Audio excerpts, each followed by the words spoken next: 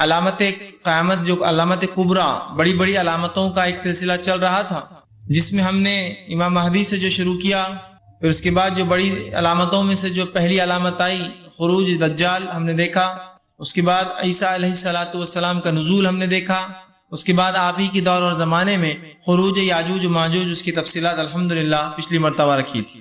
آج کے اس عنوان میں یا آج کے اس درس میں میں آپ کے سامنے بقیہ جو 10 آیتیں جو حدیث آپ کے سامنے میں نے تلاوت کی، صحیح مسلم کی روایت ہے، صحابہ فرماتے ہیں کہ ہم ایک مرتبہ ایک دوسرے سے تذکرہ کر رہے تھے اور علامت قیامت کے بارے میں ڈسکشن ہو رہا تھا ایک دوسرے سے۔ نبی اکرم صلی اللہ علیہ وسلم وہاں سے گزرے تو کہا کیا باتیں چل رہی ہے؟ تو کہا ہم قیامت کے بارے میں کچھ ڈسکشن کر رہے ہیں، قیامت کے علامتوں کے بارے میں کچھ ہم جو ہے مشورہ کر رہے ہیں یا اس کے بارے میں گفتگو چل رہی ہے۔ تب نبی اکرم صلی اللہ علیہ وسلم نے ان سے کہا کہ قیامت قائم نہ ہوں گی، انہا لن تقوم حتی ترون قبل اشرایا، کہ یہ قیامت قائم نہ ہوں گی جب تک کہ تم 10 نشانیاں نہ دیکھ لو۔ اب وہ کیا کیا نشانیاں تھی؟ فرمایا فذکر الدخان، اور پھر فرمایا پہلا دھواں، پھر فرمایا والدجال، اور اس کے بعد فرمایا دجال کا خروج، ودابہ، اور زمین سے ایک جانور کا نکلنا، وطلوع الشمس من المغربها، اور سورج کا مغرب سے نکلنا، پھر فرمایا ونزول عیسیٰ ابن مریم، اور عیسیٰ علیہ السلام کا نازل ہونا، ویاجوج و ماجوج، اور پھر جو ہے چھٹا فرمایا یاجوج اور ماجوج کا نکلنا، وثلاثۃ خسوف، اور 3 پھر زمین کا دھسنا، پھر فرمایا خسف فی المشرق، مشرق میں ایک بار زمین کا دھسنا، وخسف فی المغرب، اور مغرب میں ایک جگہ دھسنا، وخسف بجزیرۃ العرب، اور عرب جزیرے میں ایک۔ تو یہ 3 نشانیاں بتائی، تو یہ ہوئے 7، 8 اور 9، اور پھر فرمایا وآخر ذلک نار، اور آخر میں ایک آگ نکلیں گی، اور فرمایا تخرج من الیمن، جو یمن کے جانب سے نکلیں گی، اور فرمایا تطرد الناس الی محشرہم، اور لوگوں کو وہ مقام محشر کی طرف جمع کر دیں گی، لے جا کر اکٹھا کر دیں گی۔ تو یہ 10 آیتوں میں سے 3 ہم دیکھ چکے ہیں، پہلے دجال کا خروج، عیسیٰ علیہ السلام کا نزول، یاجوج و ماجوج کا خروج۔ آج باقی آیتیں انشاءاللہ ہم دیکھیں گے، اور ان آیتوں میں جو تسلسل کڑیاں جو ہم نے جوڑنے کی کوشش کی، چونکہ حدیث میں جو الفاظ تذکرہ جس ترتیب میں، یہ نشانیاں اس ترتیب میں نہیں آئیں گی، یاد رکھیے اس کی ترتیب پھر دیگر احادیث میں آپ نے فرمائی۔ یہاں تو صرف تذکرہ کر دیا کون کون سی 10 چیزیں ہیں، لیکن ترتیب مختلف ہے۔ جس ترتیب کو ہم نے دیکھا، امام مہدی کا ظہور، اس کے بعد جو ہے عیسیٰ علیہ السلام دجال کا خروج دوسرا، اس کے بعد عیسیٰ علیہ السلام کا نزول، اور انہی کی زندگی میں یاجوج و ماجوج کا خروج۔ اب آئیے اس کے بعد جو سلسلہ ہوگا، جو چیزیں ہوں گی، اس میں جو اہم چیز ہے جو اس حدیث میں تھا کہ 3 جگہ زمین دھس جائیں گی، 3 جگہ زمین دھس جائیں گی۔ اور یاد رکھیں زمینات تو ویسے کئی جگہ دھستی ہیں، لینڈ سلائڈ، لینڈ زمینیں کھسک جاتی ہے، زمینیں دھس جاتی ہے، اچانک زمین اندر چلی جاتی ہے، جس سے شہر اور بستیاں اور مکانات وہ ہو جاتے ہیں، یہ تو بہت ہوتے ہیں۔ لیکن قیامت سے پہلے چونکہ علامت کبریٰ ہے، اور میں نے یہ بات آپ کے سامنے اس سے پہلے رکھی تھی، علامت کبریٰ قیامت کی وہ بڑی نشانیاں ہوتی ہے جو غیر فطری اور غیر معمولی ہوں گی۔ فطری طور سے زلزلے عام دنوں میں بھی آتے ہیں، فطری طور سے زمینیں تو عام دنوں میں دھستی ہے، لیکن یہ غیر معمولی ہے اور فطرت سے ہٹ کر ہونے والا ہے۔ جیسا کہ چھوٹی نشانیاں وہ ہے جو فطرت پر ہے اور بس غیر معمولی طور سے بڑھ جائیں گی، مطلب زنا ہر دور میں ہوتا ہے، ہوتا رہا ہے، آج بھی ہوتا ہے، قیامت سے پہلے بڑھ جائیں گا، تو کوئی غیر فطری نہیں، لیکن بڑی علامتیں غیر فطری ہے۔ تو یہ جو 3 جگہ زمین دھسیں گی، یہ معمولی دھسنا نہیں ہوگا، بلکہ یہ اتنا زبردست دھسا ہوگا کہ یہ بات پورے دنیا میں شہرت پا جائیں گی، معروف ہو جائیں گی، یہ اس کی خصوصیت ہوں گی، چونکہ یہ قیامت کی علامت ہے، یاد رکھیں۔ تو یہ زمین کا دھسنا معمولی دھساؤ نہیں ہوگا، یہ بہت بڑا دھسنا ہوگا۔ اور زمین کے دھسنے سے مراد، آپ لوگوں میں سے اگر کسی نے دیکھا ہوگا زمین کیسی دھستی ہے، تو اچانک جو ہے بستیاں بسی ہوتی ہے، اور وہاں جو ہے زمین اندر چلی جاتی ہے، اور کئی 100 میٹر کے گڑھے پڑ جاتے ہیں، گھر مکانات سب اندر چلے جاتے ہیں، اس کے ایک سب برباد ہو جاتا ہے۔ یہ ہے دھسنا زمین کا، اندر چلا جانا اچانک، یہ کہے کسی چیز کا بیٹھ جانا، ٹھیک ہے۔ زلزلے یہاں مراد نہیں، زلزلے کی الگ چیز ہوتی ہے، ادھر کی دھسنا ہے زمین اندر چلی جانا، یا اپنی بستیوں کو لے کے اچانک نیچے گر جانا، ٹھیک ہے۔ تو اس کے بعد جو بڑی علامت ظاہر ہوں گی، جس سے لوگوں کو پتہ چل جائے گا قیامت بڑی قریب ہے، ٹھیک ہے، وہ ہوگا 3 جگہ زمین کا دھسنا، اتنا زبردست، اتنا بڑا دھساؤ کہ یہ بات پورے دنیا میں معروف ہو جائیں گی، یہ فطرت سے ہٹ کر کچھ دھسا ہوگا، یاد رکھیں۔ واللہ عالم کتنا بڑا، کس حد تک، کیسا ہوگا، لیکن حدیث میں جو باتیں پتہ چلتی وہ ایسا ہے کہ کچھ جگہیں تو ایسی دھسیں گی کہ بڑے بڑے شہر اچانک ختم ہو جائیں گے۔ ایک بڑا شہر ہوگا، وہ زمین جب دھسیں گی ایک طرف تو ایسا دھسیں گی کہ مکمل شہر ختم. زلزلے میں شہر گر جاتے ہیں، باڑھ میں شہر صرف بہ جاتے ہیں، عمارتیں ٹوٹ جاتی ہیں. زمین دھسنے میں وہ سیدھا زمین کے اندر اتر جائیں گی، زمین ایک طرح سے انہیں نگل لیں گی. یاد رکھیں. تو ایسے 3 جگہ زمین دھسیں گی جو اتنے بڑے دھساؤ ہوں گے جس سے لوگوں کو پتا چل جائے گا، جو غیر فطری ہوں گا، بہت زیادہ اثر رکھنے والی چیز ہوں گی، اور یہ خبر جو ہر جگہ پھیل جائیں گی. یاد رکھیں. ٹھیک ہے. تو یہ خصوصیت ہویں گی ان 3 جگہوں کے دھسنے کا. ٹھیک. اب جو ہے دھسنے کے تعلق سے جو باتیں ملتی ہیں ہم کو، اور روایتوں میں جو چیزیں آپ صلی اللہ علیہ وسلم فرمائیں، مستدرک حاکم کی روایت ہے جس میں جو ہے دھسنے کے تذکرے، اور بہت سی روایت ہے جس میں دھسنے کے تذکرے. ایک تذکرہ آپ کے سامنے رکھتا ہوں. آپ صلی اللہ علیہ وسلم فرمایا، ابو امامہ رضی اللہ عنہ حدیث کے راوی اور کہتے ہیں رسول اکرم صلی اللہ علیہ وسلم فرمایا اور کہا، میری امت کے کچھ لوگ کھانے پینے اور لہو اور لعب میں رات گزاریں گے. مطلب ایک زمانہ آئے گا لوگ اتنے گناہگار ہو جائیں گے کہ کھیل کود میں، فالتو کاموں میں اور اس طرح کی چیزوں میں لوگ جو ہے کھانے اور پینے میں، اور کھانے اور پینے سے مراد یہاں حلال نہیں بلکہ حرام کھانے اور پینوں میں، اور لہو اور لعب فالتو کاموں میں، بیکار کی چیزوں میں راتیں گزاریں گے. پھر فرمایا رات گزاریں گے، جب صبح ہوں گی تو سب کے سب خنزیر بن چکے ہوں گے. جب صبح ہوں گی تو اللہ ایسے لوگوں کو سب کے سب جو ہے سور بنا دے گا، خنزیر بنا دے گا.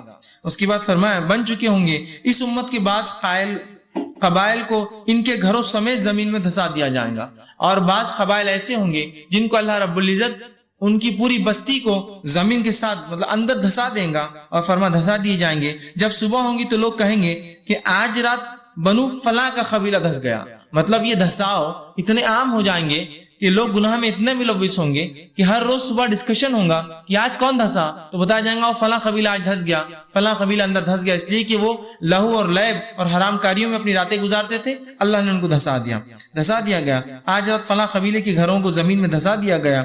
ان پر پتھروں کی بارش کی جائیں گی.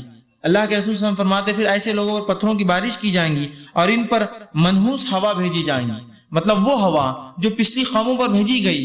ٹھیک ہے. ہوائیں ویسے خوشخبری اور بشارتیں بھی لاتی ہے، اور ہوائیں ویسے جو ہے خوف بھی لاتی ہے. آپ کو پتا ہے بہت سی بستیاں ہواؤں سے برباد کر دی اللہ نے. تو منحوس ہوا بھیجی جائیں گی، مطلب وہ ہوا جو ان کے لیے بری خبریں لے کر آئیں گی، ہلاکت لائیں گی، اور انہیں اسی طرح ذرہ ذرہ کر کے اڑا دے گی جس طرح پہلی قوموں کو ان کے شراب پینے، سود کھانے، مردوں کا ریشم پہننے، گانے بجانے والی عورتوں کی اختیار کرنے اور خطا رحمی کرنے کی وجہ سے دھسایا گیا تھا.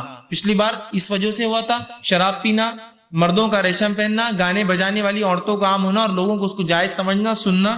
اسی طرح جو ہے قطع رحمی، رشتوں کا توڑ دینا. ان وجوہات سے جیسی پچھلی قومیں دھسی تھی ویسا ہی ہو جائیں گا، وجہ سے وہ جو ہے دھس جائیں گی اور برباد ہو جائیں گی.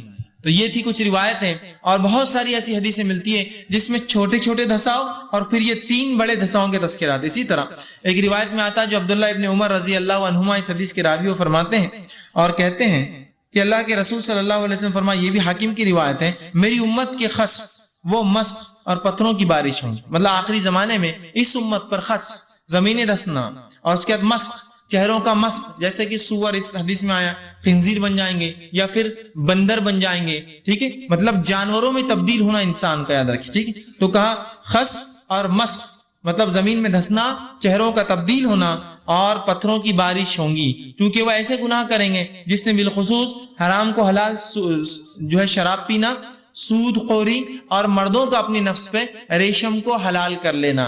جس طرح سے آج دیکھا جا رہا ہے ریشم شریعت میں حرام ہے، سونا مرد کے لیے حرام ہے، اسی طرح شراب حرام ہے، سود خوری حرام ہے، لیکن قیامت سے پہلے اتنی بڑھ جائیں گی کہ اللہ اس کے سبب لوگوں کو زمینات کے اندر جو ہے زمین کے اندر دھسا دیں گا. اسی طرح آپ صلی اللہ علیہ وسلم فرماتے ہیں اور کہتے ہیں، عبداللہ ابن عمر رضی اللہ عنہ اس حدیث کے راوی کہتے ہیں، ایک شخص تکبرانہ انداز میں اپنی چادر زمین پر گھسیٹتے ہوئے چل رہا تھا. زمین میں دھسنے کا ایک واقعہ جو آتا ہے وہ یہ ہے کہ ایک شخص جو ہے تکبرانہ انداز میں اپنی چادر کو گھسیٹتا ہوا زمین پر چل رہا تھا. اللہ رب العزت کو اتنی بری لگی اس کی چال. ایک تو کپڑا لٹکانا یہ برا عمل ہے، تکبر کی علامت، پھر وہ اکڑ کر چل رہا تھا. اللہ نے آپ نے فرمایا زمین میں دھسا دیا، اور قیامت تک وہ زمین میں دھستا چلا جائے گا. ٹھیک.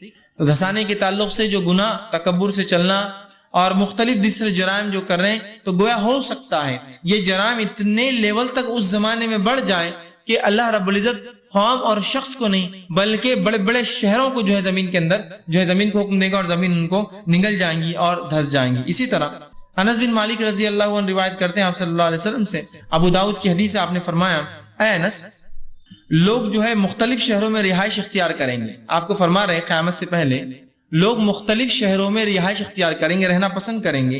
ان میں سے ایک شہر کا نام بصرہ یا بصیرہ، اس طرح سے آپ نے الفاظ آ کرے، بصرہ یا بصیرہ اس کا نام ہوگا.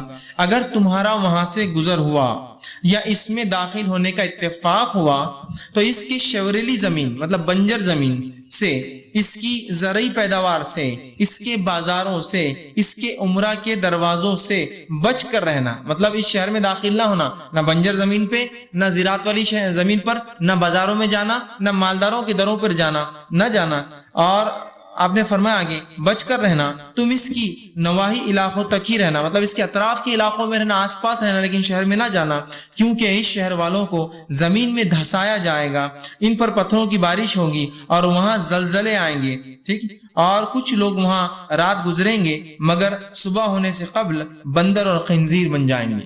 مطلب قیامت سے پہلے لوگ یا شہر کے شہر اللہ کی نافرمانیاں، اللہ کی معصیت اور گناہوں میں ایسے ڈوب جائیں گے کہ اللہ رب العزت ان شہروں کو ڈبا دے گا، جس میں سے ایک شہر کا نام آپ نے لیا جس کا نام حدیث میں بصیرہ یا جو ہے بصرہ آتا ہے. تو آپ نے فرمایا انس، اگر تمہارا وہاں جانا ہو تو قطعاً اس شہر میں داخل نہ ہونا، نہ بنجر زمین پہ ہونا، نہ اچھی زرخی زمین پر، نہ کسی مالدار کے گھر پر جانا، نہ اس کے بازار میں داخل ہونا، دور علاقوں میں رہنا. مطلب ایسی بستیاں جہاں گناہ اور معصیت کے کام ہوتے ہیں، ان بستیوں میں جانے سے احتیاط کرنا چاہیے، اس لیے کہ جب اللہ کا عذاب آتا ہے تو سب پر آ جاتا ہے.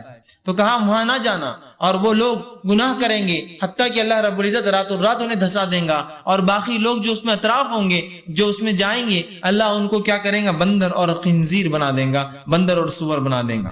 اور ایک بات یاد رکھیے، جب اللہ کے عذاب کی بنیاد پر کوئی مخلوق تبدیل ہوتی ہے تو یہ زندہ نہیں رہتی. اس کی بات آپ یہ مت سمجھیے کہ آج کے دور کے بندر یہ بھی کسی زمانے میں انسان رہے ہوں گے، اللہ نے بنا دیا، نہیں. اس لیے کہ اللہ کے رسول صلی اللہ علیہ وسلم کی حدیث ہے، عبداللہ ابن عباس رضی اللہ عنہما فرماتے ہیں کہ آپ صلی اللہ علیہ وسلم فرمایا، جب اللہ نے جو ہے کسی کو مخلوق کو ایسا بنی اسرائیل کو بندر اور سور بنا دیا تو یہ 3 دن زیادہ نہیں جی سکتے.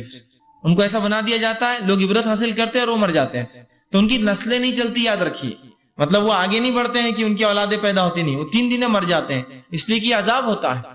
ٹھیک ہے، تو وہ 3 دن زندہ ہوتے ہیں پھر مر جاتے ہیں. تو اللہ رب العزت لوگوں کو بندر اور خنزیر بنا دے گا. اور آپ نے ایک شہر کا نام لے کر تاکید کی کہ یہاں جو ہے نہ جانا، اور ایسے مختلف شہروں کے تعلق سے. اور روز قیامت یہ جو شہر ہوگا واللہ عالم، مشرق کا شہر کون سا ہوگا، ایسٹ اور ویسٹ میں یہ کون سے شہر ہوں گے، مغرب کا کون سا ہوگا، اور جزیرے عرب میں مطلب 3 علاقوں میں بڑی بڑی زمینیں دھسیں گی، یا بڑے بڑے شہر اور بستیاں دھس جائیں گی، جس کی خبر پورے دنیا میں پھیل جائیں گی کہ وہ 3 شہر یا وہ بستیاں یا وہ علاقے یا پتہ نہیں ملک ہوں گے، وہ دھس گئے ہیں، اور لوگ سمجھ جائیں گے کہ قیامت کی بڑی نشانی ہے. اب تسلسل اور ترتیب میں یہ کہاں فٹ ہوں گی یہ تھوڑا مشکل ہے بتانا، لیکن یہ بات تو طے ہے یہ عیسیٰ علیہ السلام کے دنیا سے وفات کے بعد کے تذکرے ہیں. اتنی بات طے ہے کہ عیسیٰ علیہ السلام کے بعد کے تذکرے ہیں، اس سے پہلے کے تذکرے نہیں یاد رکھے. لیکن ابھی کڑی کہاں جڑیں گی؟ جس طرح سے امام مہدی کے بعد دجال کا خروج، عیسیٰ علیہ السلام کا نزول، یاجوج ماجوج کا خروج، یہ بہت ترتیب میں کڑیاں چل رہی تھی. لیکن اب اس کڑی میں یہ کہاں جا کر جڑیں گی یہ کڑی، واللہ والا. لیکن ایک بات پتہ چلتی ہے کہ عیسیٰ علیہ السلام کے بعد وہ جو ہوا چلنے والی ہے، ایک ہوا چلیں گی جو میں نے کہا تھا جو ہر مومن کو آئیں گی، اور جو بھی ایمان رکھتا ہوگا مر جائیں گا، یہ ہوا عیسیٰ علیہ السلام کے بعد ہوں گی. اور یہ واقعات اس ہوا سے پہلے کی ہوں گی شاید، کیونکہ عیسیٰ علیہ السلام کی وفات کے بعد جو ایک ہوا چلیں گی وہ بالکل فوراً بعد نہیں، وہ ایک وقفہ ہوگا، ایک عرصے کے بعد ہوگا. اس لیے کہ اس کے بعد لوگ مومن کافر پھر بن جائیں گے، اور مومن انتقال کر جائیں گے، کافروں پر قیامت قائم ہوگی. تو یہ واقعہ شاید اس ہوا سے پہلے کا ہوگا جس میں مومنوں کو پتہ چل جائے گا قیامت آ رہی ہے. ٹھیک، تو یہ تھا کچھ باتیں جو قیامت کی ایک علامت جو بڑی ہے، جس کو اگر ترتیب میں دیکھا جائے تو یہ ہوتی ہے 4تھی، 5ویں اور 6ٹھی. آپ نے فرمایا کہ ایک زمین کا دھسنا مشرق، ایک زمین کا دھسنا مغرب، ایک زمین کا جزیرۃ العرب. مطلب یہ اتنی بڑی نشانیاں ہیں کہ تینوں کو آپ نے الگ بیان کیا، اور 10 میں سے یہ 3 ہیں، مطلب 30% کا قریب اس کی تعداد ان نشانیوں کی اتنی بڑی ہوں گی. واللہ عالم کیا حل نہ کیا اور کیا معاملات اس وقت ہوں گے، اور کس درجے کی، کس پیمانے کا یہ ڈسٹرکشن اور نقصان ہوں گے امت کو، انسانیت کو، ہم بہرحال نہیں جانتے. لیکن چونکہ قیامت کی بڑی نشانی ہے، غیر فطری، غیر معمولی طور سے بڑی ہوں گی اور ڈسٹرکٹیو ہوں گی. ٹھیک، اس کے بعد جو نشانی آپ نے بیان کی وہ یہ ہے، جو کہ 8ویں نشانی ہوں گی. اس ترتیب کے اندر اگر ہم چلے تو تین ہم نے پہلے دیکھی، معاف کرنا، 3، 4، 5 اور چھٹی یہ ہو گئی۔ 7ویں نشانی ہے کہ دھوئیں کا نکلنا، دھوئیں کا اٹھنا۔ اب بہرحال یہ دھوئیں کا اٹھنا کیا ہے، یہ معاملہ کیسا ہوگا، اس تعلق سے یاد رکھیے، مکمل طور سے تو ہم بہرحال سمجھ نہیں پائیں گے چونکہ ہم اتنے دور ہیں اس واقعے سے، لیکن جو بات اللہ نے بیان کی قرآن کے اندر، اس دھوئیں کا تذکرہ بھی آیا ہے۔ جیسا کہ میں نے شروع میں کہا تھا، قرآن کی کچھ علامتوں کا تذکرہ قرآن میں ہے اور بقیہ کا حدیث میں ہے، تو یہ جو علامت دھواں، اس کا تذکرہ قرآن نے کیا اور یوں فرمایا، اور اللہ رب العزت نے تفصیلات بیان کی سورہ دخان سورہ نمبر 44 آیت نمبر 10 سے لے کر 13، اور فرمایا فَارْتَقِبْ يَوْمَ يَأْتِ السَّمَاءُ بِدُخَانٍ مُبِينٍ، اور اللہ نے فرمایا تو آپ اس دن کا انتظار کیجئے جب آسمان صاف دھواں لے کر آئے گا، مطلب کلیئر ایک دم سموک ہوگا، دھواں ہوگا جس کو سب دیکھ سکیں گے۔ آگے فرمایا یخشى الناس هذا عذاب علیم، اور انسانیت سمجھ جائیں گی کہ اللہ کی طرف سے بڑا دردناک عذاب ہوگا لوگوں کے لیے، کون لوگ؟ جو ایمان نہ لائے۔ پھر فرمایا هذا عذاب علیم ربنا اکشف عنا عذاب انا مؤمنون، پھر اس کے بعد وہ لوگ اللہ کا جو کافر اس عذاب کو دیکھیں گے تو وہ کہیں گے اور فرمائیں گے اے ہمارے رب ہم سے یہ عذاب کو ہٹا دے، ہم سے عذاب کو ہٹا دے، بلا شبہ ہم ایمان لانے والے ہیں، مطلب ہم اب مسلمان ہو جائیں گے۔ لیکن یاد رکھیے قیامت کی بڑی نشانیوں کے آنے کے بعد کسی ایمان لانے والے کا ایمان بھی کام نہیں آئے گا، اور جو ایمان والا تھا اپنے ایمان کے مطابق اعمال نہ کرتا تھا تو اس کے اعمال نہ کرنے کی وجہ سے بھی اس کا جو ایمان اس کو کام نہیں آئے گا۔ تو ایمان بھی ضروری، ایمان کے ساتھ اعمال بھی ضروری ہے، تو ایسے کام نہ آئے گا تو وہ کہیں گے اللہ اس عذاب کو ہم سے ہٹا دے، ہم تو ایمان لانے والے ہی تھے اب تجھ پر۔ اور یہ ایمان لانا ویسا ہی ہے جیسا فرعون جب غرق ہونے لگا تو جب چلا کر کہا کہ میں ایمان لایا موسیٰ اور ہارون کے رب پر، لیکن ایسا ایمان لانا کام آتا ہے؟ کام نہیں آتا۔ جبرائیل علیہ السلام فرماتے ہیں اور آپ صلی اللہ علیہ وسلم کو انہوں نے کہا کہ جب فرعون ڈوبنے لگا اور اس کی موت کا وقت آ گیا تو تب وہ توبہ کرنے لگا، تو اللہ نے مجھے حکم دیا، میں نے اس سمندر کے اندر سے مٹی اٹھائی اور اس کے منہ میں بھر دی اور وہ اس کے ساتھ غرق ہو کے مر گیا، ڈوب کر مر گیا۔ ٹھیک ہے، اس لیے کہ اس وقت جب موت قریب ہوتی ہے، یاد رکھیے ایمان کام نہیں آتا ہے۔ تو قیامت کی بڑی نشانیاں آنے کے بعد توبہ بھی کام نہیں آئیں گی، ایمان بھی کام نہیں آئیں گے اندر۔ توبہ کے دروازے بند، گناہگار آدمی بھی کچھ نہیں کر سکتا حالانکہ ایمان والا ہوگا، یا دوسرا جو ایمان نہیں لائے کافر توبہ کریں گے، استغفار کریں گے، ایمان لائیں گے، کام نہیں آئیں گا۔ اللہ کے عذاب آنے سے پہلے یہ کام کرنا ہے۔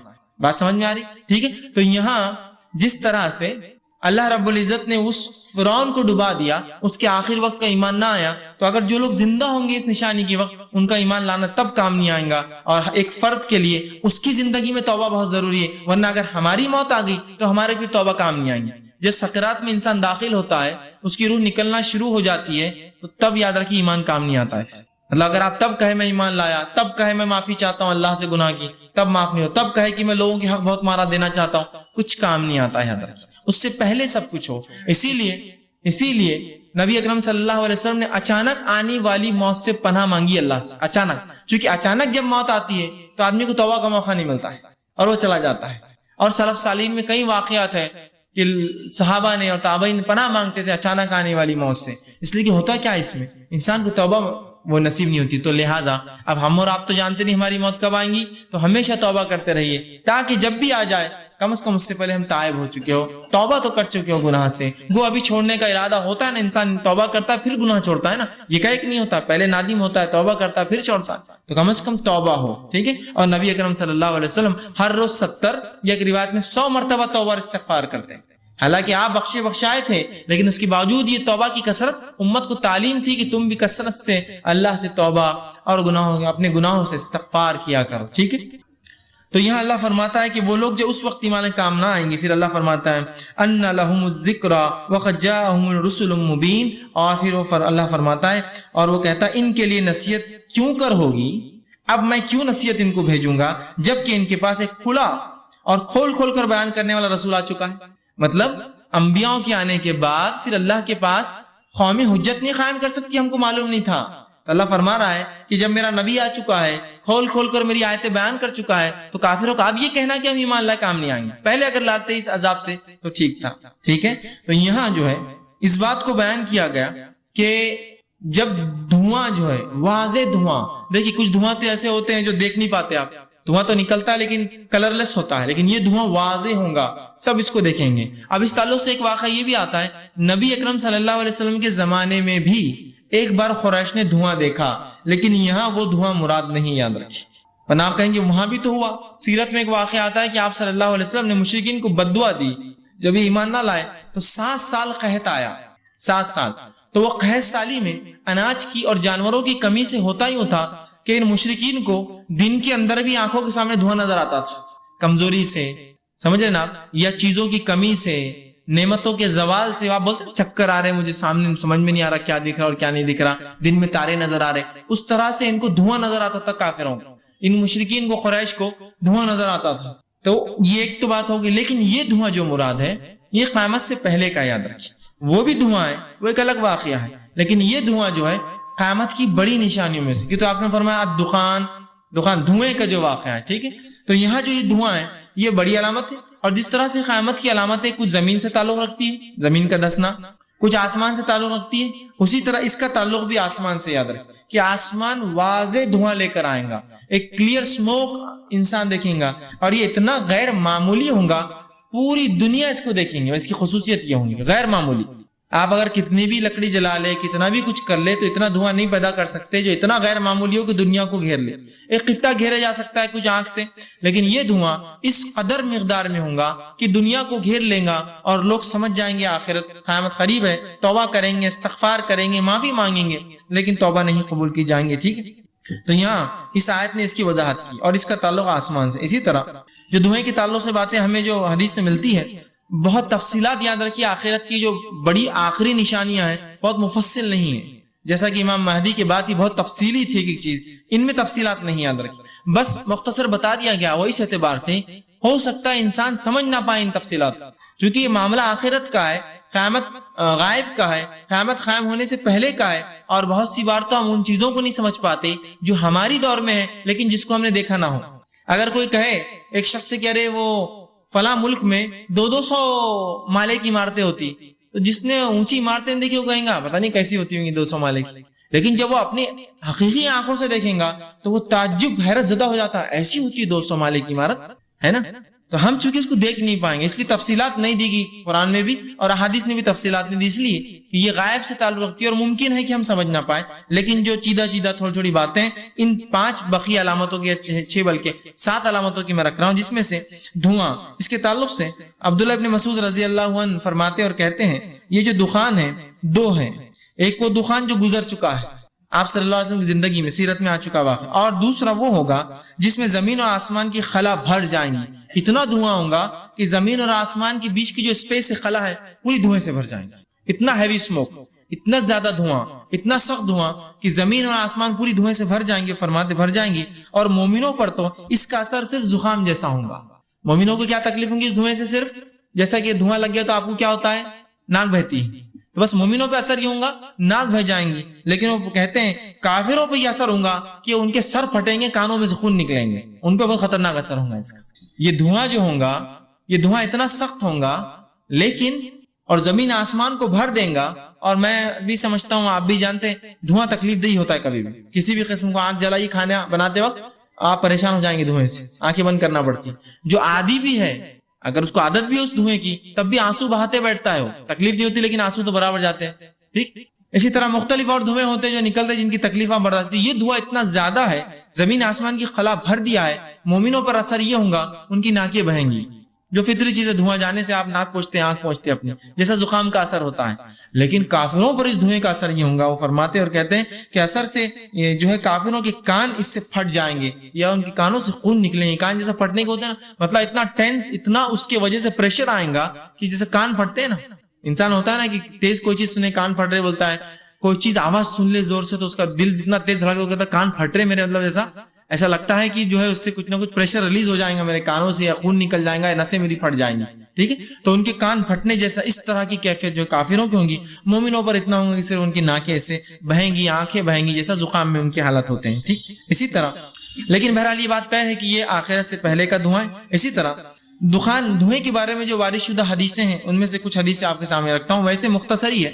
حذیفہ رضی اللہ عنہ فرماتے ہیں، صحیح مسلم کی روایت ہے کہ ایک مرتبہ رسول اکرم صلی اللہ علیہ وسلم گزر رہے تھے، ہم لوگ تذکرہ کر رہے تھے بیٹھ کر، اور آپ صلی اللہ علیہ وسلم پوچھا کیا تذکرہ؟ ہم نے کہا قیامت کا، تو آپ نے فرمایا کہ قیامت قائم نہ ہوگی جب تک کہ 10 چیزیں نہ دیکھ لو۔ فذکر الدخان، سب سے پہلے نشانی بیان کی دھواں، ترتیب میں حالانکہ بعد میں آ رہی ہے لیکن آپ نے سب سے پہلے اس کو بیان کیا، دھواں نکلے گا قیامت کی علامت۔ اسی طرح ابو ہریرہ رضی اللہ عنہ فرماتے ہیں آپ صلی اللہ علیہ وسلم فرمایا اور کہا، صحیح مسلم کی روایت ہے، 6 چیزیں واقع ہونے سے پہلے نیک اعمال میں جلدی کر لو، مطلب اس کے بعد نیک اعمال کا فائدہ نہ ہوگا، توبہ کا فائدہ نہیں ہوگا، ایمان کام نہیں آئے گا۔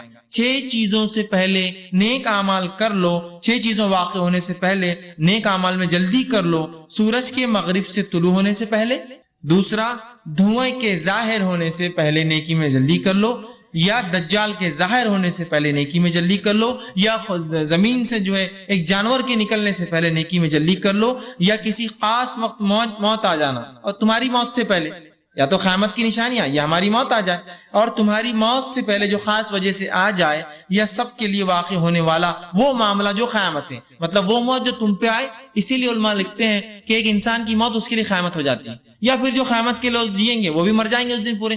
تو 6 باتیں جس میں سے 4 قیامت کی علامت ہیں، ایک خود ہماری موت ہے، اور ایک قیامت کے روز جو سب مر جائیں گے وہ موت ہے۔ تو 6 چیزوں سے پہلے توبہ کر لو، نیکی میں جلدی کر لو، سبقت پالو، اس لیے کہ اس کے بعد نیکی قبول نہ ہوں گی، توبہ قبول نہ ہوں گی۔ اسی طرح ایک دن حضرت ابن عباس رضی اللہ عنہ بیٹھے تھے اور ان کے پاس بیٹھے تھے، تو آپ جو ہے رات میں اٹھے اور صحابہ کے پاس، عبداللہ ابن عباس رضی اللہ عنہ صحابہ کے پاس آئے اور فرمایا، اور نیند میں تھے، نیند سے اٹھے اور فرمایا کہ آج رات میں سو نہیں سکا، آج رات میں بڑی تکلیف میں تھا، سو نہیں سکا۔ میں نے پوچھا کس لیے؟ مطلب جو حدیث راوی روایت کر رہے ہیں عبداللہ بن ابی ملیکہ، وہ کہتے ہیں میں نے پوچھا آپ رات بھر کیوں نہیں سوئے، آج کیا فکر تھی آپ کو؟ تو کہنے لگے لوگوں نے بتلایا کہ دمدار ستارہ طلوع ہوا ہے، لوگوں نے مجھے بتایا کہ ایک جو ہے ٹیل سٹار جو ہوتا ہے، دمدار ستارے ہوتے ہیں نا کبھی دکھتے ہیں، وہ ظاہر ہوا ہے، طلوع ہو چکا ہے۔ مجھے خدشہ ہوا کہ کہیں دھواں نہ آ پہنچے، مجھے ڈر لگا کہیں قیامت کی نشانی تو نہیں کوئی دھواں نہ آ پہنچے اب۔ اس لیے اس حدیث سے ایک بات اور بھی ظاہر ہو رہی ہے، جو عبداللہ ابن عباس کا جو ڈر ہے کہ وہ جو دمدار ستارہ نکلا رات میں، مجھے ڈر ہوا کہ دھواں نہ آ جائے، شاید یہ دھواں آسمان سے آئے گا کسی بلا کی شکل میں، ہائر پاسبلٹیز ہے۔ چونکہ آپ نے کیا کہا حدیث میں، مجھے رات کسی نے بتایا کہ دمدار ستارہ دکھا ہے، تو مجھے ڈر لگا کہیں اب دھواں نہ آ جائے اس کے پیچھے۔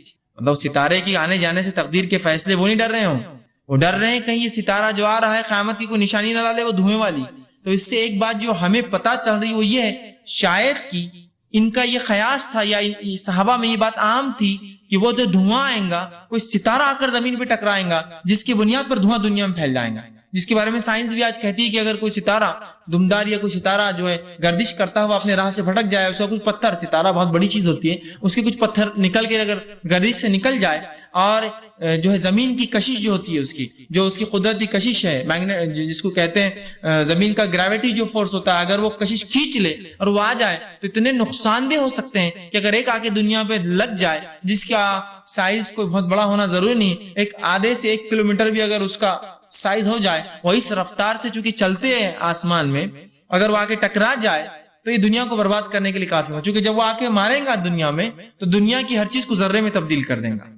حالانکہ اس کا سائز صرف اتنا ہوگا لیکن اس کی رفتار اتنی زیادہ ہوگی، اور جب وہ انسانی دنیا میں جب پہنچیں گا جس میں ہمارا جو فضا ہے اس کے اندر آکسیجن ہوتی ہے، تو بہرحال ہمارا معاملہ اس دھوئیں کا چل رہا تھا، عبداللہ ابن عباس کے اس واقعے کا کہ آپ رات بھر نہ سوئے، صبح اٹھے اور اٹھ کر کہا کہ کل مجھے کسی نے بتایا کہ دمدار ستارہ دکھا ہے، تو مجھے ڈر ہوا کہ کہیں دھواں نہ آ جائے، دھواں نہ پہنچا ہو، اسی خیال سے میں پوری رات سو نہ سکا۔ ٹھیک ہے، تو اس سے صحیح مسلم کا یہ جو ہے یہ ابن کثیر کا واقعہ ہے اور سورہ دخان میں اس کی تفصیلات آپ دیکھ سکتے ہیں۔ تو اس صحابی کے اس ڈر سے جو بات پتہ چل رہی وہ یہ ہے کہ ہو سکتا ہے یہ جو دھواں ہے یہ آسمانی کسی بلا کے، آسمانی کسی عذاب کے نتیجے میں یہ دھواں دنیا میں پھیلے گا اور بہت سخت دھواں ہوگا۔ جو ان کا ڈر تھا کہ ایک ستارہ دکھا تو خوف ہے، خدشہ ہے کہ وہ ستارہ دنیا سے گزرے، اور اس کے ہم جانتے ہیں ٹیل سٹارز جو ہوتے ہیں دمدار ستارے، ان کے پیچھے دھواں ہوتا ہے، اسموک ہوتی ہے اور پارٹیکلز ہوتے ہیں اور پتھر ہوتے ہیں چھوٹے اور بڑے سائز کے،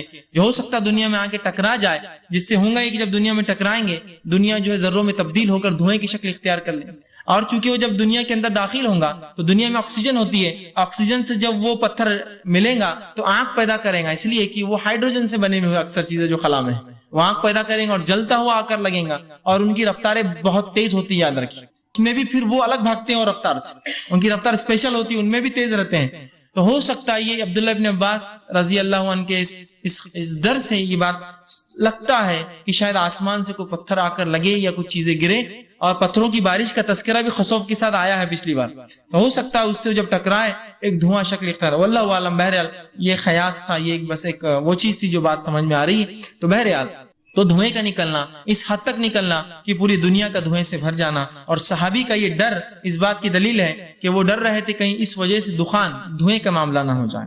یہ تھی ایک علامت. اس کے بعد جو علامت ہے جو 8ویں نمبر پہ ہے وہی ہے خروج دابہ، زمین سے ایک جانور کا نکلنا. خروج نکلنا دابہ ایک جانور. اب دابہ سے جو مختلف اقوال ملتے ہیں، بہت سے لوگوں نے خیاس آ رہے ہیں کہ وہ چھپلک کے جیسا ہوگا، بغیر دم کا ہوگا، بیل کے جیسا سر ہوگا، فلاں ہوگا. یہ سب خیاس ہے، گیس ورک سے. اس کی کوئی حقیقت کسی حدیث سے نہیں ملتی کہ نبی اکرم صلی اللہ علیہ وسلم نے اس حدیث میں تفصیلات دی ہو کہ جانور کیسا دکھے گا، کیسا نکلے گا، کیسا ہوگا. لیکن جو لفظ ہے دابہ، ویسے دابہ ان جانوروں کو کہا جاتا ہے عربی زبان میں جو زمین پر مکمل طور سے اپنے جسم کو اٹھا کر نہیں چل سکتے، رینگتے ہوئے چلتے ہیں. جیسے کہ چبلک ہوئی جس کو ہم انگلش میں ریپٹائلز بولتے ہیں. یہ ایگزیکٹلی اپنے پیروں پر ویٹ بھی نہیں اٹھا سکتے ہیں، اور اپنے پیر اور جسم دونوں سے چلتے ہیں. مگر میں چلتا ہے، پیر بھی سے چلتا ہے اور جسم کو بھی گھسڑتا ہے زمین کے اوپر. تو دابہ ایسے ہی جانوروں کو. اسی طرح وہ چپلک جس کو گھوڑپڑ بولتے ہیں اردو میں، اس کو دب بولتے ہیں عربی زبان میں، کیونکہ وہ بھی کیا ہے، زمین کو چٹک کر، ریپٹائل ہے، چٹک کر چلتی ہے، اس کا پیٹ زمین سے رگڑتا ہے، حالانکہ پیروں پر چلتی ہے لیکن پھر بھی مکمل پیروں پر وزن نہیں اٹھا پاتی. اسی طرح جو ٹینک ہوتا ہے، ملٹری ٹینک، اس کو دبابہ بولتے ہیں، اس لیے کہ وہ بھی جب چلتا ہے تو زمین سے چٹک کر چلتا ہے. ایگزیکٹلی ہماری کاروں جیسا اٹھاوا نہیں دکھتا ہے، وہ زمین کو چٹک کر چلتا ہے. تو دابۃ الارض، زمین سے کوئی جانور کا نکلنا. نام سے تو لگتا ہے کوئی ریپٹائل ہوگا، واللہ عالم، لیکن ہم اس معاملے میں کوئی رائے نہیں رکھتے، اس لیے کہ صحابہ سے کوئی اقوال ثابت نہیں ہے، تابعین سے کوئی بات ثابت نہیں ہے. جو کچھ باتیں وہ خیاس ہیں، تو خیاس آ رہی ہیں ہم نہ جاتے ہوئے اللہ نے کہا زمین سے جانور کا نکلنا. اور اس کے تعلق سے سورہ نمل سورہ نمبر 27 آیت نمبر 82 میں اللہ نے فرمایا اور کہا وَإِذَا وَقَعَ الْقَوْلُ عَلَيْهِمْ أَخْرَجْنَا لَهُمْ دَابَّةً مِّنَ الْأَرْضِ تُكَلِّمُهُمْ أَنَّ النَّاسَ كَانُوا بِآيَاتِنَا لَا يُوقِنُونَ. اللہ رب العزت فرماتا کہتا اور جب ان پر قرب قیامت کا وعدہ آ پڑے گا اور بات پوری ہو جائیں گی تو ہم ان کے لیے زمین سے ایک جانور نکالیں گے. دابۃ الارض، زمین سے ایک جانور نکالیں گے اور وہ ان سے کلام کریں گا. بے شک یہ لوگ ہماری آیت پر یقین نہیں رکھتے تھے. مطلب کافروں سے کلام، مومنوں سے کلام، لیکن کافر وہ ہوں گے جو آیتوں پہ جو یقین نہیں رکھتے تھے. اصل سزا کے مستحق وہی ہوں گے. یاد رکھ. تو یہاں فرمایا زمین سے جانور نکلیں گا. اب یہ دابہ کیا چیز ہے؟ تو اس سے جو اس آیت سے بات پتہ چلی، پہلی بات زمین سے نکلیں گا، اور لفظ بھی دابہ کا ہے. تو گمان ہوتا ہے کہ کوئی ایسا جانور جو مکمل اپنا وزن نہیں اٹھا پائیں گا، پیر اور اپنے اس سے رگڑتے ہوا چلیں گا. یہ صرف ایک گمان ہے، ایک گیس ہے الفاظ کے. دوسرا کہ وہ جو ہے لوگوں سے بات کریں گا. کیا فرمایا اللہ نے؟ عرضی تکلمہم، لوگوں سے کیا کریں گا؟ وہ بات چیت کریں گا. اس کی خصوصیت یہ ہوں گی دوسرے جانوروں سے ہٹ کر یہ بات کریں گا، لوگوں سے بات کریں گا. اور یہ بات اس کی یہ ہوں گی جو ایمان نہ لایا اس کو تنقید کریں گا، جو ایمان لایا اس کی تعریف کریں گا. مومنوں کو وہ چھوڑ دیں گا اور جو ایمان نہ لایا اس کو تنقید کریں گا، برا بھلا کہیں گا، اور اس کو کچھ سزائیں بھی دیں گا. حدیثوں میں آتا ہے یہ جانور. ٹھیک ہے. تو زمین سے جانور نکلنا، اور یہ بھی قیامت کی بڑی نشانی ہے. قرآن میں بھی اس کا تذکرہ ہے، اور توبہ اس کے بعد قبول نہیں ہوں گی، یاد رکھیے لوگوں. ٹھیک ہے. تو یہ جانور کا نکلنا اب وہ کہاں اور کب ظاہر ہوگا ہم نہیں جانتے. اس کے تعلق سے کوئی تفصیلات موجود نہیں ہے کہ کب ہوگا، کہاں ہوگا.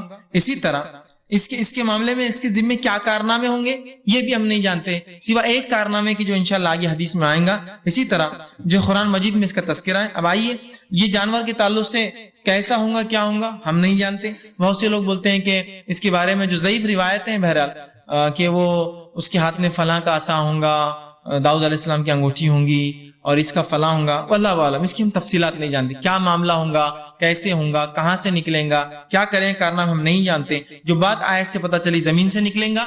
دوسرا لوگوں سے بات چیت کریں گا. اور جو حدیث میں اس کے تعلق سے بات ملتی ہے وہ یہ ہے کہ یہ ایک جانور ہے، یہ زمین سے نکلیں گا، قیامت سے بڑی نشانی ہوگا، لوگوں سے بات کریں گا. بس اتنی ہی باتوں کا تذکرہ ملتا ہے. کہاں نکلیں گا اس کی تفصیلات نہیں ہے. آئیے کچھ حدیثیں اس کے تعلق سے بہرحال کچھ باتیں دیکھتے ہیں. کوئی صحیح حدیث بہرحال کے نکلنے کے تعلق سے وارد نہیں ہے، اور وہ لوگوں سے بات کریں گا اور اس کے کارنامے کیا ہوں گے، جو ایک ہی کارنامہ دیں گا وہ سنا دیتا ہوں۔ ابو امامہ رضی اللہ عنہ فرماتے اور کہتے ہیں جو زمین سے جانور نکلیں گا وہ جو کارنامے کریں گا اس میں سے ایک کارنامہ یہ ہوگا، وہ کہتے ہیں وہ جانور نکلیں گا اور لوگوں کے ناکوں کو داغے گا۔ وہ ایک کارنامہ یہ انجام دیں گا جب نکلیں گا، وہ لوگ جو ایمان نہیں لائے ان کی ناک کو داغیں گا۔ داغنا سمجھتے ہیں آپ؟ داغنا اس عمل کو بولتے ہیں جب آدمی اس کے جانور خلط ملط نہ ہو دوسرے جانوروں سے، ان جانوروں پہ ٹیگ لگاتے ہیں آگ کے ذریعے، کسی چیز کو جلاتے ہیں، اس کو گرم کرتے ہیں اور گرم کر کے جانور کے جسم پہ مار دیتے ہیں، جس سے اس کے اتنے جسم کے بال جل جاتے ہیں اور اس پر ایک نشان آ جاتا ہے کہ جانور فلاں آدمی کا ہے، فلاں جو ہے گروپ کا ہے، وہ فلاں آدمی کا ہے۔ ٹیگنگ جس کو بولتے ہیں، داغنا اس کو بولتے ہیں۔ تو وہ جانور زمین سے نکلیں گا، اور حدیث میں جو بات آ رہی ہے صحیح روایت ہے کہ وہ ناکوں کو داغیں گا، لوگوں کی ناک پر داغ لگائیں گا، ٹیگ کریں گا۔ پتہ نہیں واللہ عالم کس طرح سے کیا معاملہ ہوگا، لیکن ناکوں کو داغیں گا، اور صرف کافروں کی ناک کو داغیں گا، مومنوں کو سرکا دیں گا بازو، کافروں کی ناک کو داغیں گا۔ اور حدیث میں الفاظ ہے پھر وہ سب تم میں گھل مل جائیں گے، اور وہ لوگ جن کو ناکوں کو داغیں گا وہ سب تم میں گھل مل جائیں گے، حتیٰ کہ ایک شخص اونٹ خریدیں گا اور کوئی اس سے پوچھے گا کہ یہ اونٹ تم نے کس سے خریدا، تو وہ کہیں گا میں نے اس شخص سے خریدا جس کی ناک داغی بھی ہے۔ مطلب وہ جانور لوگوں کی اتنی زیادہ کافروں کی اور لوگوں کی ناکوں کو داغیں گا، چٹکے دیں گا، نشان لگائیں گا، واللہ عالم کیا نشان ہوں گے، کیا لکھیں گا، کیا کریں گا، لکھ دیں گا کہ چونکہ وہ بہت سے لوگوں کو لکھیں گا اور وہ کافر ہوں گے، تو ایک دوسرے سے جب لوگ خرید و فروخت کریں گے، مطلب اس کے بعد بھی دنیا بھی باقی رہیں گی، تو لوگ پوچھیں گے اونٹ تم نے کس سے لیا، تو بولیں گا وہ نہیں کہا اس کے ناک پہ نشان لگایا تھا جانور نے، اس سے لیا۔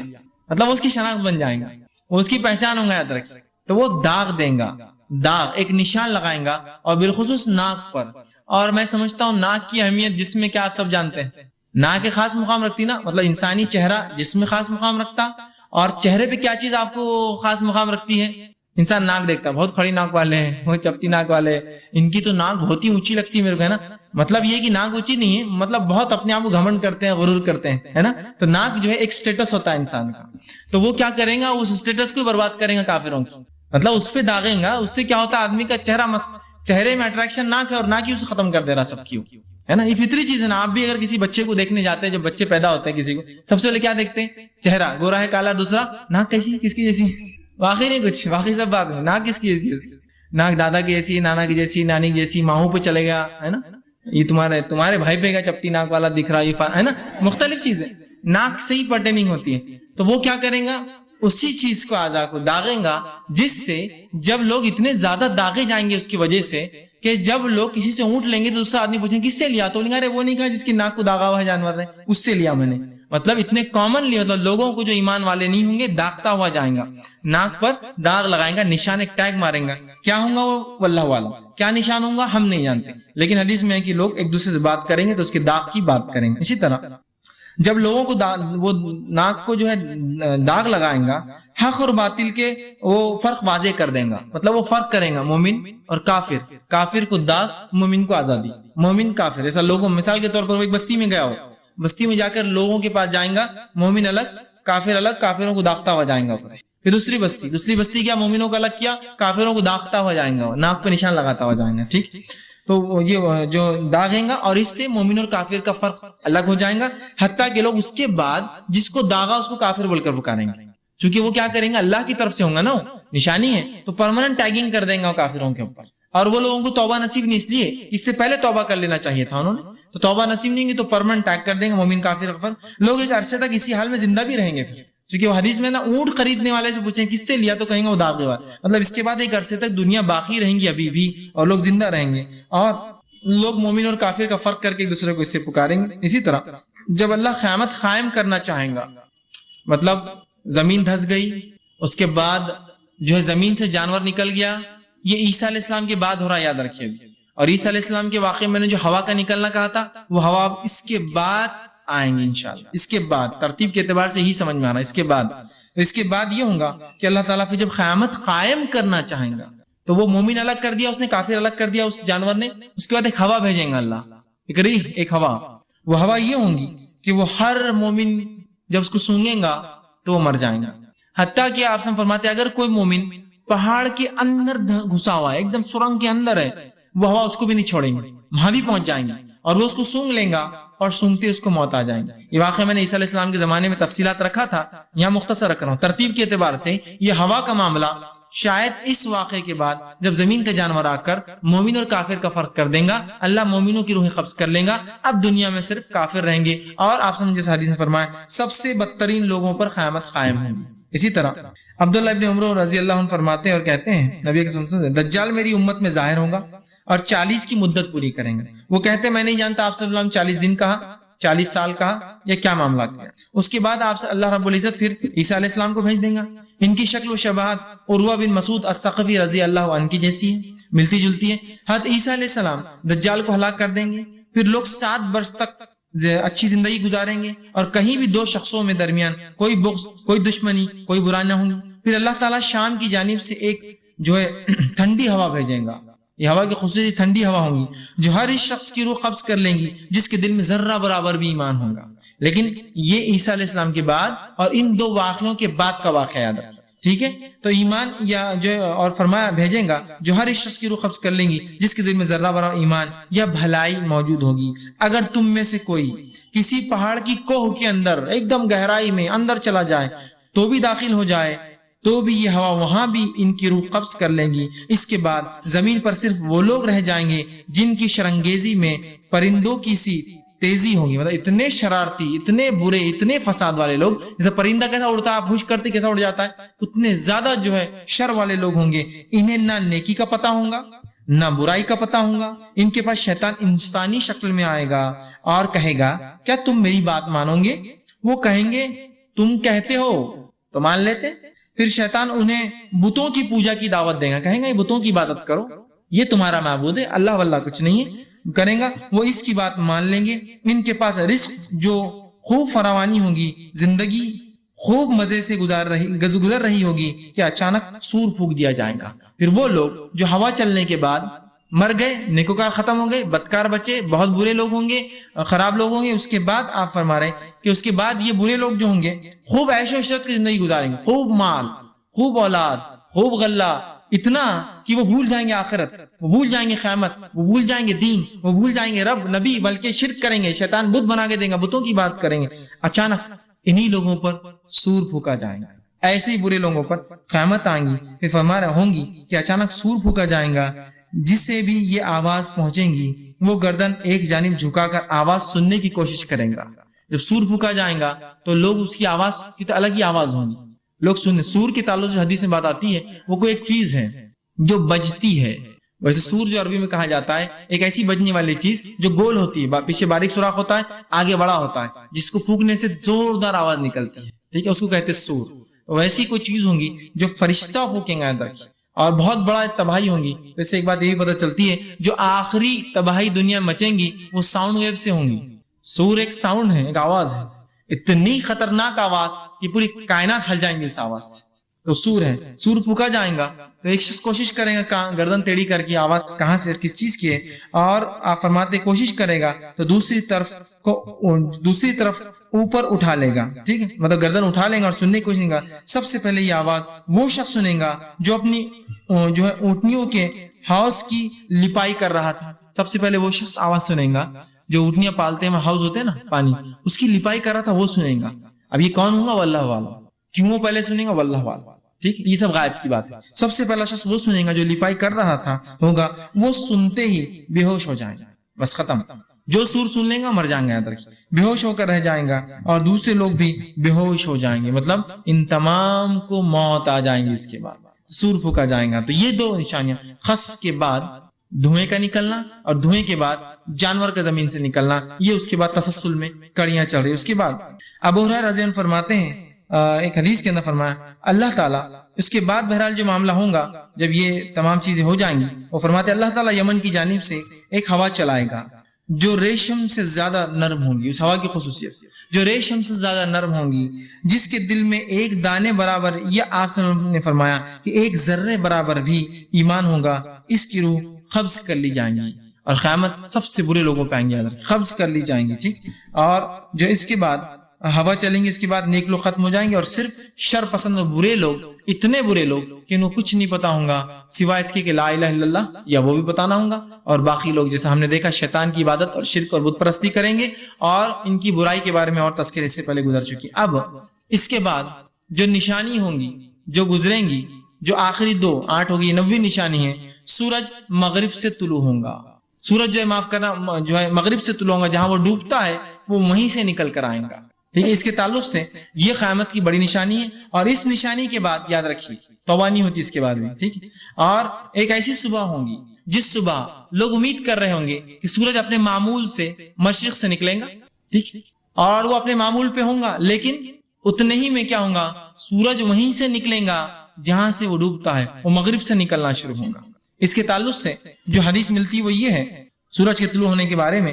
پہلے تو آپ صلی اللہ علیہ وسلم نے اس کو قیامت کی نشانی بیان کیا جو 10 نشانیوں میں ہے، وطلوع الشمس من المغربها نشانی ہے۔ اس کے بعد جو دوسری بات پتہ چلتی وہی ابو ہریرہ رضی اللہ عنہ حدیث کے راوی، صحیح بخاری کی حدیث ہے، آپ صلی اللہ علیہ وسلم نے فرمایا اس وقت تک قیامت قائم نہ ہوگی جب تک سورج مغرب سے طلوع نہ ہو جائے، بس جب وہ طلوع ہو جائے گا اور سارے لوگ اسے دیکھ لیں گے تو سب کے سب ایمان لے آئیں گے، مگر اس وقت کسی بھی ایسے شخص کا ایمان اسے فائدہ نہ دے گا جو پہلے سے ایمان نہ لا چکا ہو یا اس نے اپنے ایمان پر کوئی بھلا کام نہ کیا ہو۔ آگے فرماتے ہیں قیامت اس حال میں قائم ہوگی کہ وہ 2 آدمیوں نے اپنا کپڑا پھیلایا ہوگا، وہ خرید و فروخت کر نہ سکیں گے، مطلب جب سور پھونکا جائے گا، سورج نکل رہا ہوگا، خرید و فروخت چل رہی ہوں گی، تو ایک آدمی جو اپنے کسٹمر کو کپڑا بتا رہا ہوگا کھول کر، تو وہ کپڑا بتا کر ابھی گھڑی بھی نہ کر پائیں گا تو وہ مر جائیں گے۔ قیامت اتنا ہی وقت اس کو لگے گا بس قائم ہونے، بالکل آخر وقت میں جو آخری جھٹکا ہے وہ اتنا کم وقت میں ہونے والا ہے، تو وہ کپڑا کھول کر بتائیں گا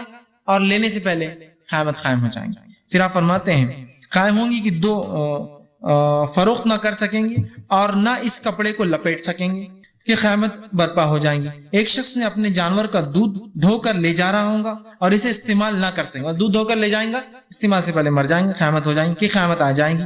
ایک شخص اپنے حوض کی لپائی کر رہا ہوگا، وہی آدمی جو اونٹ کے حوض کی لپائی کر رہا تھا، لپائی کر رہا ہوگا، وہ اس میں اپنے جانور کو پانی نہیں پلا سکیں گے، مطلب لپائی کر کے پانی ڈال رہا ہے، کوئی لیکیج ہو سکتا ہے، صاف مینٹین کر رہا ہوگا، پانی ڈالیں گا لیکن پلا نہ سکیں گے، قیامت قائم ہو جائیں گی۔ اور ایک شخص نے لقمہ منہ کی طرف اٹھایا ہوگا اور اسے کھا نہیں سکیں گا کہ قیامت قائم ہو جائے گی۔ مطلب وہ جو آخری وقت اور آخری گھڑی ہے وہ بہت اچانک ہوں گی، باقی تو تسلسل میں چل رہا ہے، ایک کے بعد ایک کڑی سے، لیکن آخری لوگ جن پر آ رہی ہے وہ اچانک۔ اسی طرح ابو ذر غفاری رضی اللہ عنہ فرماتے ہیں آپ صلی اللہ علیہ وسلم فرمایا کیا تم جانتے ہو کہ سورج کہاں جاتا ہے؟ یہ سورج روز کہاں جاتا ہے جو چھپ جاتا ہے؟ انہوں نے کہا اللہ اور اس کے رسول زیادہ جانتے ہیں، ہم کو کیا پتا۔ آپ صلی اللہ علیہ وسلم فرمایا سورج چلتا ہے حتیٰ کہ عرش کے نیچے جا کر رک جاتا ہے۔ روز سورج جو ہے نکلنے سے پہلے اللہ رب العزت کے عرش کے پاس جاتا ہے۔ آپ بولیں گے سورج تو ہر جگہ نکلتا رہتا پورے دن تو ہر جگہ ہو رہی، رات ہر جگہ ہو رہی، دن ہوتے رہتا ہے، یہ سب غائب کا معاملہ ہے، واللہ عالم یہ کیسا کرتا ہوں گا، لیکن کرتا ہے۔ سورج جو ہے عرش کے پاس جاتا ہے اور وہاں پہنچ جاتا ہے، پھر یہ سجدے میں گر پڑتا ہے، سجدے میں گر جاتا ہے اور اسی حالت میں رہتا ہے حتیٰ کہ اسے کہا جاتا ہے اٹھو جہاں سے تم آئے ہو وہیں لوٹ جاؤ، جہاں سے وہاں لوٹ جاؤ۔ پھر سورج آتا ہے اور پھر جہاں سے آیا ہے وہاں سے لوٹتا ہے، لوٹ جاؤ، اور لوٹتا ہے اور اپنے معمول سے طلوع ہوتا ہے، روز نکل جاتا ہے، ہو جاتا ہے، پھر دن بھر چلتے چلتے عرش کے نیچے پھر وہیں پہنچ جاتا ہے جہاں وہ نکلا تھا، اور پھر سجدہ ریز ہو جاتا ہے، جا کر جو ہے سجدے میں گر پڑتا ہے، وہ اسی حال میں رہتا ہے حتیٰ کہ اس سے کہا جاتا ہے کہ اٹھو اور جہاں سے تم آئے ہو وہیں سے لوٹ جاؤ، ٹھیک۔ وہ لوٹتا ہے اور اپنے معمول میں طلوع ہوتا ہے، ہو جاتا ہے۔ ایک روز چلے گا، سورج چلتے چلتے جو ہے اللہ کے پاس آئیں گا، لوگ اس میں کوئی نئی چیز نہیں دیکھیں گے حتیٰ کہ وہ عرش الہی کے نیچے ٹھہر جائیں، مطلب ڈوبیں گا جیسا روز ڈوبتا ہے، عرش الہی کے نیچے جائیں گا، سجدہ کریں گے، ٹھہرنے کی جگہ پہنچیں گا اور اس سے کہا جائے گا اٹھو آج مغرب سے طلوع ہونا ہے، جہاں سے آئے وہاں سے نہیں، آج نئی جگہ سے جائیں گا۔ اس دن سورج روز جہاں سے نکلتا وہاں نہیں نکلیں گا، لوگ انتظار کریں گے کہ وہاں سے آئیں گا، وہ الٹے جانب سے نکلنا شروع ہو جائے۔ حکم گا کہ تم مغرب سے نکلو، سے جا کر طلوع ہو جاؤ، چنانچہ وہ صبح کے وقت مغرب سے طلوع ہوگا۔ نبی اکرم صلی اللہ علیہ وسلم فرمایا تم جانتے ہو یہ کب ہوگا؟ یہ اس وقت ہوگا جب کسی ایسے شخص کو ایمان فائدہ نہ دے گا جو پہلے سے ایمان نہیں لایا ہوگا یا جس نے اپنے ایمان کی حالت میں نیک عمل نہ کیے ہوں گے۔ سورج کا مغرب سے نکلنا یہ ایک بہت بڑی علامت ہے۔ اسی طرح اب یہ علامتیں جو ہیں اس کا تسلسل بہرحال بہت مشکل ہے جوڑنا، لیکن یہ بات تو طے ہے کہ یہ آخری دن ہوگا جب سورج نکل رہا ہے، سور پھونکنے سے پہلے ہوا چل گئی، ایمان والے ختم ہو گئے، سور پھونکنے سے پہلے یہ سورج نکلیں گا، یہ سورج الٹا، جس سے لوگوں کو پتا چل جائے گا آج وہ دن ہے، وہ لاسٹ ڈے ہوگا. مطلب سورج کا مغرب سے نکلنا یہ بالکل لاسٹ ڈے ہوگا دنیا کا، یہ قیامت کا بالکل اب قائم ہونا اسی روز ہے، سمجھو اسی گھڑی، اسی روز، اسی پہر ہے، اس روز سور پھونکا جائے گا، یہ جمع ہوں گے. اب لیکن اس روز جس روز سورج مغرب سے نکلے گا ایک دوسری گھٹنا بھی ہوگی، ایک دوسرا واقعہ بھی گھٹے گا، شاید اس دن یا اس سے کچھ پہلے سے واقعہ ہوتا رہے گا، اس کے بارے میں ہم نہیں کہہ سکتے کہ ایگزیکٹلی اس دن یا اس سے پہلے، لیکن وہ بھی بہرحال ایک تسلسل میں ہو رہا ہوگا یا اس دن ہوگا. اور یہ سورج کا مغرب سے نکلنا اینڈ بالکل لاسٹ ڈے والی علامت ہے، اس کے بعد دنیا جو ہے برباد ہونے والی. ٹھیک، اسی طرح علامت قیامت سے پہلے نیک عمل کرنے کا اللہ کے رسول صلی اللہ علیہ وسلم حکم دیا، اس لیے کہ اس سے پہلے جو نیکی نہیں کرے گا اس کی نیکی قابل قبول نہیں. اب سورج جب مغرب سے نکل رہا ہوگا، یہ نکل چکا ہوگا، یا اس کے مغرب سے نکلنے سے کچھ دن پہلے یا اس دن ایک اور گھٹنا ہوگی جو کہ قیامت کی بڑی نشانیوں میں سے ایک آگ نکلیں گی، ایک زبردست آگ جو لوگوں کو محشر میں جمع کریں گی. اور ارض محشر، محشر ویسے حشر کہتے جمع ہونے کو عربی میں، ارض محشر جو دنیا میں قائم ہوگا پہلی بار، وہ جگہ ہوں گی شام. آپ صلی اللہ علیہ وسلم فرمایا کہ شام ارض محشر ہے، یہ حشر کی زمین ہے. ایسے جب حشر قائم ہوگا، آخرت میں جو سور پھونکا جائے گا، لاسٹ ڈے جو سورج نکل رہا ہے، اور لوگ جب جمع ہوں گے وہ اس مقام پہ، اس زمین پہ ہوں گے، سب شام میں ہوں گے، جا کر وہاں جمع ہوں گے. ٹھیک ہے، تو قیامت کی سب سے آخری علامت، سب سے آخری نشانی، یمن سے ایک آگ نکلے گی، یمن سے آگ نکلیں گی اور لوگوں کو ہاک کر لے جائیں گی مقام محشر کی طرف. اس آگ کی خصوصیت یہ ہوں گی کہ کچھ لوگ، صحابہ نے کہا کہ لوگ کیسے آئیں گے، آگ سے کیسے بچیں گے، آگ تو بہت تیز چلتی ہے. تو کہا کچھ لوگ پیدل آئیں گے، کچھ لوگ اونٹ پر آئیں گے، سواریوں پر آئیں گے، اونٹ پر آئیں گے، حتیٰ کہ ایک اونٹ پہ 2 3 10 لوگ سوار ہو کے آئیں گے. صحابہ نے پوچھا جو پیدل آئیں گے ان کا کیا ہوگا؟ اونٹ والے تو تیز چل جائیں گے، سواری والے تیز چل جائیں گے. تو کہا جو پیدل آئیں گے آگ ان کے پیچھے ہوں گی، اگر وہ رک جائیں گے تو آگ بھی رک جائیں گے، وہ بڑھیں گے تو پھر ان کے پیچھے لگ جائیں گے، اگر وہ خیل اللہ کریں گے، سونا چاہیں گے تو رک جائیں گے، سو کے اٹھتے پھر پیچھے لگ جائیں گے، چھوڑیں گے نہیں کسی کو. ہاک لائیں گے، ہاکنا سمجھتے ہو کہ ایک چرواہا اپنے جانوروں کو رات میں ہاک کر لاتا ہے، تو چاہے بکری کتنا بھی تنگ کرے وہ چھوڑتا نہیں آخر تک، اس کو ہاکتے رہتا ہے، ادھر سے ادھر بھگاتا، ادھر سے ادھر بھاگتی، ادھر جمع کر کے لانا ہی اس نے اس کے، اور اس کے جو ہے ایک علاقہ ہوتا ہے اس میں لا کے بند کر دیتا ہے. تو ہاک کر لائیں گے، حتیٰ کہ جو لوگ تیزی سے آئیں گے مقام محشر میں جمع ہو جائیں گے. دوسرے جو پیدل آ رہے ہوں گے، جن کو سہولت نہ ہوں گی، وجوہات کچھ بھی ہو سکتی، غربت یا جو بھی ہو، ان لوگوں کو آگ پیچھے چلیں گے، ان کے رکیں گے تو رک جائیں گے، چلیں گے تو چلنے لگیں گے. مطلب وہ آگ ان کو ذاتی طور سے جلائیں گی نہیں، ان کو ہاکیں گی. اس کا مقصد جمع کرنا ہوگا، کسی کو جلانا نہیں ہوگا. تو یہ آگ جو ہے کیسی ہوں گی؟ بہت بڑی ہوں گی، پورے دنیا کو گھیر کر آئیں گے ایک ساتھ. لیکن نکلیں گی کہاں سے؟ فرض شروعات اس کی یمن سے ہوں گی، ایک روایت میں عدن سے شروع ہوں گی. عدن معلوم ہے؟ عدن یمن کا ایک علاقہ ہے، ایک پورٹ سٹی ہے، ٹھیک، عدن بولتے ہیں اس کو، عدن. ٹھیک، اس کے علاوہ دوسری روایت میں حضرموت سے چالو ہوں گی، یمن کا ایک دوسرا علاقہ، حضرموت جسو کہتے ہیں. ٹھیک، حضرموت انگلش میں، حضرموت جو کہتے ہیں، ایک وہ یا عدن، دونوں کو ملا لے تو عدن کے بعد حضرموت آتا ہے. یہاں سے نکل کے وہاں پہنچیں گے اور اس کے بعد وہ پھیل جائیں گے، اس کا گھیراؤ، اور پورے دنیا سے انسانوں کو لپیٹتی ہوئی جمع کرتی ہوئی لا کر مقام محشر اور جو ہے شام کی زمین پہ جمع کر دیں گے. ٹھیک، اب اس آگ کے تعلق سے جو باتیں ملتی وہ یہ ہے کہ یہ جو ہے ایک آگ، آپ نے فرمایا صحیح مسلم کی روایت ہے، ایک آگ عدن کے دور دراز علاقے سے نکلیں گی. عدن جو یمن کا ایک شہر ہے، اس کے دور دراز علاقے سے نکلیں گی، جو لوگوں کو چلائیں گی، لوگوں کو آگے دھکیں گی. اسی طرح عبداللہ ابن عمر رضی اللہ عنہ فرماتے ہیں روز قیامت سے قبل جو حضرموت سے ایک آگ نکلیں گی، جو دوسری روایت میں آتا عدن کے علاوہ حضرموت، یہ دونوں ایک ہی جگہ علاقے آس پاس آگ نکلیں گی، جو لوگوں کو اکٹھا کریں گی، لوگوں کو ایک جگہ جمع کریں گی. صحابہ نے عرض کیا کہ ان کے حالات میں آپ ہمیں کس بات کا، اس ایسی حالت میں آپ ہمیں کس بات کا حکم دیتے ہیں جب آگ نکلیں گی جمع کریں گی؟ تو آپ نے فرمایا تم ملک شام میں رہائش اختیار کر لو، مطلب وہاں چلے جاؤ، ادھر ہی نہیں، اس لیے کہ سب کو جمع ہونا ہی ہے وہاں، تو یہ آگ تو سب کو لے جانے والی ہے. اگر تم مجھ سے پوچھتے ہو کیا کرنا ہے ایسے دور میں، تو تم بھی جو ہے شام چلے جانا، اپنے علاقے اپنے گھر بار چھوڑ کر. ٹھیک ہے. اسی طرح انس بن مالک رضی اللہ عنہ روایت کرتے ہیں کہ معاف کرنا عبداللہ بن عمر انہی کی روایت ہے، وہ فرماتے ہیں، صحیح مسلم کی حدیث ہے، سب سے پہلے جو نشانی ظاہر ہوں گی وہ سورج کا مغرب سے طلوع ہونا. مطلب جو بات کی نشانیاں، ان نشانیوں کے بعد جو قدرتی نشانیاں، یہ تو تھی عیسیٰ علیہ السلام کا آنا، یاجوج ماجوج فطری تھی۔ قدرتی نشانیاں جو ہوں گی ان میں سب سے پہلے طلوع جو ہے مغرب سے سورج کا نکلنا اور چاش کے وقت زمین سے جانور کا نکلنا، ایک ہی دن ہونے والے دونوں گھٹنا، پھر یہ پتا چلتا زمین جانور نکلیں گا اور یہ ہوں گے نکلنا، اور ان میں سے جو بھی پہلے ظاہر ہوگی دوسرے کے بعد وہ قریبی ہوں گی۔ اب شاید یہ پہلے ہوں گا یا وہ پہلے ہوں گا، لیکن دونوں ایک کے بعد یا تو یہ یا تو یہ ایک کے پیچھے ایک آ جائیں گے، ٹھیک۔ اسی طرح اس آنکھ کے تعلق سے آپ صلی اللہ علیہ وسلم سے پوچھا گیا وہ کیسے اکٹھا کریں گے۔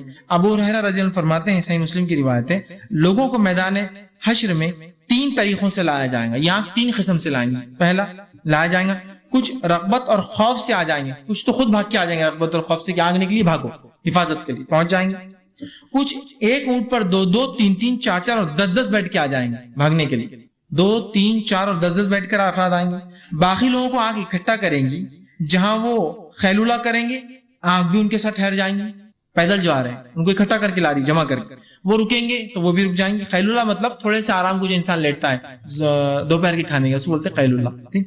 تو اگر وہ خیلولہ کریں تو وہ بھی ٹھہر جائیں گے، اور جہاں وہ رات کریں گے آگ بھی وہاں رات کریں گے، رک جائیں گے، جمع کرنا ہے اس نے سب کو، وہ رک جائیں گے وہاں رات گزاریں گے۔ جہاں وہ صبح کریں گے آگ بھی وہاں صبح کریں گے، اور جہاں شام کریں گے وہاں شام کریں گے، لیکن سب کو جمع کر کے لائیں گے۔ ہر فرد، ہر زندہ انسان کو وہاں جو سب سے بدترین لوگ ہوں گے سب کو جمع کر کے لا کے جو ہے مقام محشر اور جو ہے وہاں جو ہے شام میں کھڑا کر دیں گے۔ اسی طرح سے ہم فرماتے ہیں، ابو ذر غفاری حدیث کے راوی ہیں، لوگ روز قیامت 3 گروہوں کی شکل میں اٹھائے جائیں گے۔ ایک گروہ پر امید کپڑے پہنے ہوئے سواریوں پر سوار ہوگا، دوسرا گروہ ایسا ہوگا جو کبھی چلے گا کبھی دوڑے گا، اور تیسرا گروہ ایسا ہوگا جسے فرشتے ان کے چہروں کے بل گھسیٹ کے لائیں گے۔ اب مقام محشر میں جو لوگ جمع ہوں گے اس تعلق سے مختلف روایتیں ہیں کہ انسان جو جمع ہوں گے، حشر جس کو بولتے جمع ہونا، یہ کئی بار ہوں گا۔ ایک قیامت کے دن ہوں گا، ایک قیامت کے بعد پھر ہم اٹھا جائیں گے زمین پر، وہاں ہوں گا، ٹھیک۔ اس طرح سے بہت سے اقوال ہے کہ حشر 4 بار، کسی نے کہا حشر 3 بار ہوگا مکمل۔ پہلا سور پھونکا جائیں گا، اس سے پہلے آگ سے جمع ہوں گے ایک حشر، اس کے بعد اٹھا جائیں گے دوسرا حشر، ایک حشر جب جمع ہوں گے جنت اور جہنم جب ملیں گی تقسیم ہوں گی، تیسرا حشر، 3 بار جمع ہوں گے لوگ، ٹھیک ہے۔ تو یہ اس میں سے سور پھونکا جانے سے پہلے پہلا حشر شام میں قائم ہوگا، اس کے بعد دوسرے حشر جب قائم ہوگا تو اس کی بات آ رہی ہے کہ کچھ لوگ تو پر امید ہوں گے، اچھے اچھے کپڑوں میں آئیں گے اس لیے کہ اللہ ان کو بدلہ دیں گا ان کی، کچھ لوگ دوڑتے ہوئے اور چلتے ہوئے دوڑتے ہوئے تیز آئیں گے، یہ بھی بچ جائیں گے، لیکن تیسرے فرمایا وہ ہوں گے جن کو فرشتے منہ کے بل گھسیٹ کے لائیں گے، یہ جہنم میں لوگ ہوں گے، کافر لوگ ہوں گے، منافق ہوں گے، اعمال نہ کیے ہوں گے، نام کے مسلمان ہوں گے، صرف اعمال نہ کیے ہوں گے اپنے نام میں، کوئی عمل اصل چیز یاد ہے ایمان کے بعد، ٹھیک، گھسیٹ کر لائیں گے۔ ان میں سے ایک نے کہنے والے نے کہا ان 2 گروہوں کا تو ہم کو معلوم ہے، مگر یہ کون ہوں گے جو کبھی چلیں گے اور کبھی دوڑیں گے؟ مطلب ایک تو جنتی ہو گئے جو اچھے کپڑوں میں آئے، ایک گھسیٹ کے جا رہے وہ جہنمی ہو گئے۔ تو نبی اکرم صلی اللہ علیہ وسلم نے فرمایا اللہ تعالیٰ سواریوں پر ایسی آفت بھیجے گا کہ کوئی سواری باقی نہیں بچیں گی، حتیٰ کہ ایک شخص جس کا ایک جو ہے خوشنما باغ ہوں گا اسے ایک چھوٹے کجاوے والی عمر رسیدہ اونٹنی کے اوپر خرچ کرے، مطلب وہ لوگ ہوں گے جو کوئی سواری نہ حاصل کر سکے ہوں گے، اور ہو سکتا ہے چونکہ یہ قیامت ہے اور اگر اس کو مقام محشر جو ہے شام کے اوپر لاگو کیا جائے تو یہ بھی پتہ چلتا ہے اس میں فرشتے بھی آ جائیں گے۔